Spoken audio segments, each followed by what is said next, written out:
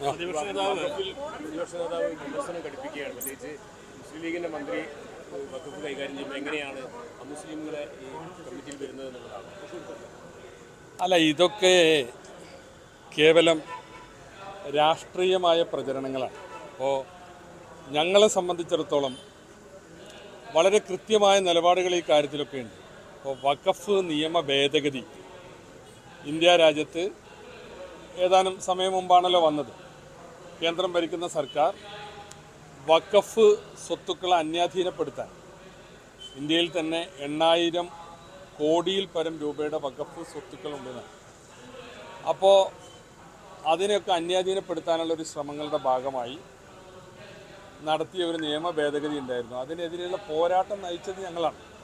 പാർലമെൻറ്റിൽ പോരാടി അവരവരുടെ ഭൂരിപക്ഷം വെച്ച് കഴിഞ്ഞ ഗവൺമെൻറ്റിൽ അത് പാസ്സാക്കി. എന്നാൽ പിന്നീട് ഇപ്പോൾ സുപ്രീം കോടതിയിൽ അതുമായി ബന്ധപ്പെട്ട കേസ് നടക്കുകയാണ്. അപ്പോൾ അതുകൊണ്ട് ഈ കാര്യത്തിലൊന്നും ബഹുമാനപ്പെട്ട പിണറായി വിജയനിൽ നിന്ന് BJPക്കെതിരായ പോരാട്ടം പഠിക്കേണ്ട അവസ്ഥ ഞങ്ങൾക്കില്ല. ഇപ്പോൾ കഴിഞ്ഞ കാലങ്ങളിൽ അദ്ദേഹം BJPയുമായി എത്രയൊക്കെ തവണ എവിടെയൊക്കെ സന്ധി ചെയ്തിട്ടുണ്ട് എന്ന് നിങ്ങൾക്കൊക്കെ അറിയുന്നതാണ്.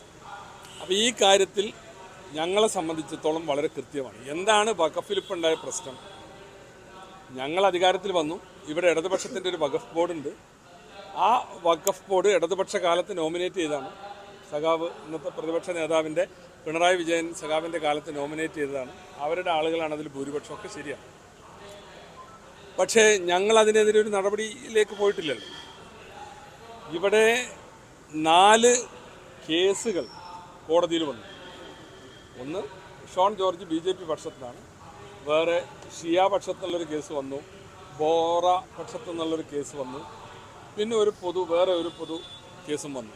ഇതിലൊക്കെ വ്യത്യസ്ത ആവശ്യങ്ങളാണ്. പക്ഷെ അതിൻ്റെ എല്ലാം ഒരു കൺക്ലൂഷൻ ഇത് നിയമം പാലിച്ചുകൊണ്ടുള്ള നോമിനേഷൻ അല്ല വഖഫ് ബോർഡിൽ വന്നിട്ടുള്ളത് എന്നാണ്. അവിടെ പിന്നെ നിയമമാണ് നോക്കുക. കോടതി അത് കണ്ടെത്തി, കേരള ഹൈക്കോടതി അത് കണ്ടെത്തി. ഇത് ഇറഗുലർ നോമിനേഷനാണ്. അതായത് മുത്തവല്ലിയെ കൊടുക്കേണ്ട സ്ഥലത്ത് മുത്തവല്ലിയെ കൊടുത്തിട്ടില്ല, ഇസ്ലാമിക് സ്കോളറെ കൊടുക്കേണ്ട സ്ഥലത്ത് അത് കൊടുത്തിട്ടില്ല. കൂട്ടത്തിൽ ഈ പ്രശ്നമുണ്ട്. ഒരു ഹർജിക്കാരൻ ഉന്നയിച്ചത് ഈ പ്രശ്നമാണ്. പുതിയ വഖഫ് ആക്ട് പ്രകാരം 2 നോൺ മുസ്ലിംസിനെ അതിൽ നോമിനേറ്റ് ചെയ്യണം. അത് നിയമമാണ്, അതിനെതിരെ കേസുണ്ട്. അതാണ് അവസ്ഥ. പക്ഷേ ആ കേസിൽ സ്റ്റേ ഇല്ല. നമ്മളിതെല്ലാം പരിശോധിക്കണല്ലോ. വെറുതെ രാജ്യത്തെ ആളുകളെ തെറ്റിദ്ധരിപ്പിച്ച് അതിൽ നിന്ന് രാഷ്ട്രീയ നേട്ടം കൊയ്യാൻ ശ്രമിക്കുന്നത് ശരിയല്ല. നിലവിൽ അത് ആക്റ്റാണ്, പക്ഷേ അതിന് സ്റ്റേ ഇല്ല. ഏതായിരുന്നാലും അങ്ങനെയുള്ള ഒരുപാട് പോരായ്മകൾ ചൂണ്ടിക്കാണിച്ചുകൊണ്ടാണ് കേസ് വന്നത്. അപ്പോൾ അതെല്ലാം പരിഗണിച്ചിട്ടാണ് കേരള ഹൈക്കോടതി നിലവിലുള്ള വഖഫ് ബോർഡിന് അതിൻ്റെ പ്രവർത്തന സ്വാതന്ത്ര്യത്തിന് ചില നിയന്ത്രണങ്ങൾ ഏർപ്പെടുത്തി. എന്നിട്ട് ഗവൺമെൻറ്റിനോട് പറഞ്ഞു ഇതിൻ്റെ ചുമതല ഒരു ഗവൺമെൻറ് ഉദ്യോഗസ്ഥയ്ക്ക്, അണ്ടർ സെക്രട്ടറിയുടെ ചാർജിലുള്ള ഒരു ഉദ്യോഗസ്ഥയ്ക്ക് കൈമാറാം. ഗവൺമെൻറ്റിനോട് കോടതി അങ്ങനെ പറഞ്ഞാൽ ഞങ്ങളത് ചെയ്യണ്ടേ? ഞങ്ങളത് ചെയ്തു. പിന്നെ ഇവർ വഖഫ് ബോർഡിൻ്റെ ഇപ്പോഴത്തെ ആളുകൾ നേരെ സുപ്രീം കോടതിയിൽ പോയി. സുപ്രീം കോടതിയിൽ പോയിട്ട് ഇത് സ്റ്റേ ആക്കണം എന്ന് പറഞ്ഞപ്പോൾ കോടതി സമ്മതിച്ചില്ല. അത് അവിടെ തന്നെ കേട്ടാൽ മതി. ഹൈക്കോടതി തീർപ്പ് കൽപ്പിച്ചോട്ടെ, ഞങ്ങളിപ്പോൾ ഇടപെടുന്നില്ല. ഇതാണ് സുപ്രീം കോടതിയുടെ സ്റ്റാൻഡ്. അല്ലാതെ സുപ്രീം കോടതിയിൽ പോയ വഖഫ് ബോർഡിന് അനുകൂലമായിട്ട് ഒരു തീരുമാനം ഉണ്ടായിട്ടില്ല. ഒരു കാര്യമൊന്നും അവർ കറക്റ്റ് ചെയ്തു സുപ്രീം കോടതി. ഇപ്പോൾ ഹൈക്കോടതിയുടെ നിയന്ത്രണത്തിലാണല്ലോ കാര്യങ്ങൾ. പിന്നെ ഒരു ഗവൺമെൻറ് സെക്രട്ടറിക്ക് തൽക്കാലം ചാർജ് കൊടുക്കേണ്ടതില്ല. ഇത് മാത്രമാണ് അതിൽ വന്ന മാറ്റം. പിന്നെ ഞങ്ങളിവിടെ ഇതിൽ നോൺ മുസ്ലിംസിനെ വെക്കാൻ പോവുകയും അങ്ങനെയുള്ള കാര്യങ്ങളൊന്നും ഈ ഗവൺമെൻറ് ഒരു സ്റ്റാൻഡ് കൊടുത്തില്ല. അതിലും ഞങ്ങൾക്കൊരു നയമുണ്ട്. ഈ നോൺ മുസ്ലിംസിനെ വെക്കാതെ തമിഴ്നാട്ടിൽ വഖഫ് ബോർഡ് ഉണ്ടാക്കി. തമിഴ്നാട്ടിൽ വഖഫ് ബോർഡ് ഉണ്ടാക്കിയപ്പോൾ തമിഴ്നാട് ഹൈക്കോടതി അത് റദ്ദ് ചെയ്തു. ആ റദ്ദ് ചെയ്തതിനെതിരെ വഖഫ് ബോർഡും സർക്കാരും എവിടെ പോയി? സുപ്രീം കോടതിയിൽ പോയി. ആ കേസ് ഇപ്പോൾ സുപ്രീം കോടതിയിൽ പെൻഡിങ് ആണ്. ആ കേസിൽ എന്താണോ തീർപ്പ് അത് സുപ്രീം കോടതിയുടെ വിധിയാണ്. അതെല്ലാവർക്കും ബാധകമാണ്. അതിനനുസൃതമായിട്ടാണ് കാര്യങ്ങൾ പോവുക. അല്ലാതെ ഇവിടെ പിണറായി വിജയൻ ബഹുമാനപ്പെട്ട പ്രതിപക്ഷ നേതാവ് പറഞ്ഞ പോലെ, പ്രചരിപ്പിക്കുന്ന പോലെ, അല്ലെങ്കിൽ ഇടതുപക്ഷ ഹാൻഡിലുകളിൽ നിന്ന് വരുന്നത് പോലെ ഞങ്ങളിതിൽ പ്രത്യേകമായി എന്തെങ്കിലും ചെയ്യാൻ ശ്രമിച്ചിട്ടില്ല. അതൊരു വസ്തുതയാണ്. പിന്നെ ഇത്തരം കാര്യങ്ങൾ വരുമ്പോൾ ഞങ്ങൾക്ക് ഞങ്ങളുടെ നിലപാട് സ്വീകരിക്കേണ്ടി വരും. തെറ്റായ രീതിയിൽ കഴിഞ്ഞ ഗവൺമെന്റ് നോമിനേറ്റ് ചെയ്ത ബോർഡിനെ നിലനിർത്താൻ ഞങ്ങൾ സഹായിക്കണമെന്നില്ല. അത് തെറ്റാണെന്ന് കോടതി പറഞ്ഞാൽ ഞങ്ങൾ കറക്റ്റ് ചെയ്യും. അതേ അതിലുള്ളൂ. അല്ലാതെ ഈ രണ്ട് മുസ്ലിം ആളുകൾക്ക് കറക്റ്റ് ചെയ്യാൻ പറ്റും. ഞാൻ പറഞ്ഞല്ലോ, സുപ്രീം കോടതിയിൽ നിലവിലുള്ള കേസുണ്ട്. ആ കേസിന്റെ വിധി എന്താണോ അതിനനുസരിച്ച് വരും.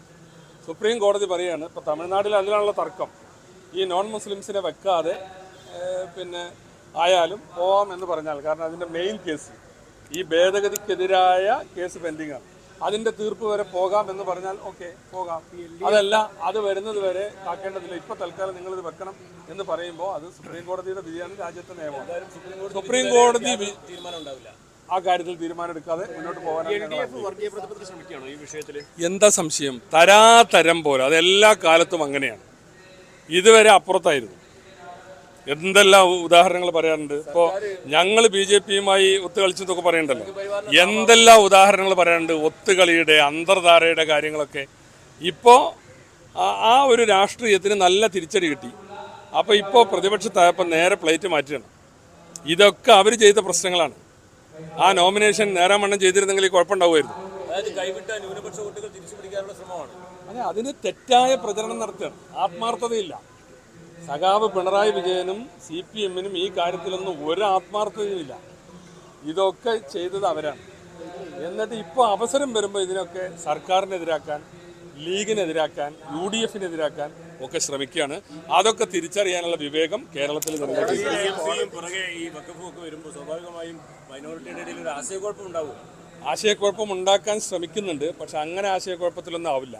ഇവിടുത്തെ മൈനോറിറ്റിക്ക് നല്ല കൃത്യമായ രാഷ്ട്രീയ ബോധമുണ്ട്. ഞങ്ങൾ കഴിഞ്ഞ വർഷങ്ങളിലൂടെ, പതിറ്റാണ്ടുകളിലൂടെ അത് പഠിപ്പിച്ചിട്ടുമുണ്ട്.